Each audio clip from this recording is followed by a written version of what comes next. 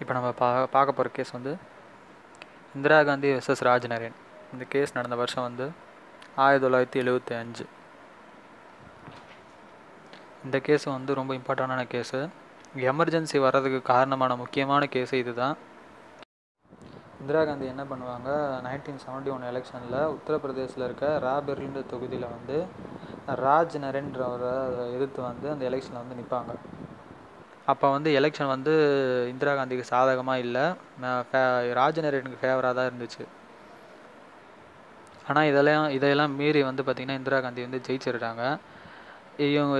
இந்திரா காந்தி ஜெயிச்சதை வந்து செல்லாது அப்படின்னு அறிவிக்க சொல்லி தான் வந்து ராஜ் நரேன்றவர் வந்து கோர்ட்டில் வந்து கேஸ் ஃபைல் பண்ணியிருப்பார். அவர் எந்த பேசிஸில் கேஸ் ஃபைல் பண்ணியிருப்பாருன்னா, violating election code under the representation of people act 1951. இந்த ஆக்டை பேஸ் பண்ணி தான் கேஸ் போட்டிருப்பார். அவர் என்ன சொல்லியிருப்பாருன்னா, இந்திரா காந்தி வந்து கவர்மெண்ட் அஃபீஷியல்ஸை வந்து அவங்க சொந்த பிரச்சாரத்துக்காக யூஸ் பண்ணிக்கிட்டாங்க. அவங்க எலெக்ஷனில் ஃபேவராக ஜெயிக்கிறதுக்காக அவங்க ப்ரைம் மினிஸ்டராக இருந்ததுனால கவர்மெண்ட் அஃபீஷியல்ஸ் எல்லாம் யூஸ் பண்ணிக்கிட்டாங்க. அவங்க ஜெயிச்சதை வந்து செல்லாதுன்னு அறிவிங்க அப்படின்னு சொல்லிட்டு தான் கேஸ் ஃபைல் பண்ணியிருப்பாங்க. அலகாபாத் ஹைகோர்ட் வந்து என்ன தீர்ப்பு சொல்லுவாங்கன்னா, ஆமாம், இந்திரா காந்தி வந்து அவங்க சொந்த விஷயத்துக்காக பிரச்சாரத்துக்காக கவர்மெண்ட் அஃபீஷியல்ஸ்லாம் யூஸ் பண்ணாங்க, அதனால் வந்து அவங்க ஜெயிச்சது வந்து செல்லாது அப்படின்னு சொல்லிட்டு தீர்ப்பு கொடுத்துருவாங்க.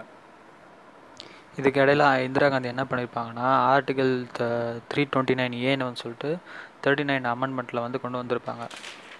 அந்த 329A வந்து என்ன சொல்லியிருக்குன்னு பார்த்தீங்கன்னா, election of president, vice president, prime minister, speaker இதெல்லாம் வந்து ஜுடிஷியல் ரிவ்யூவுக்கு அப்பாற்பட்டது.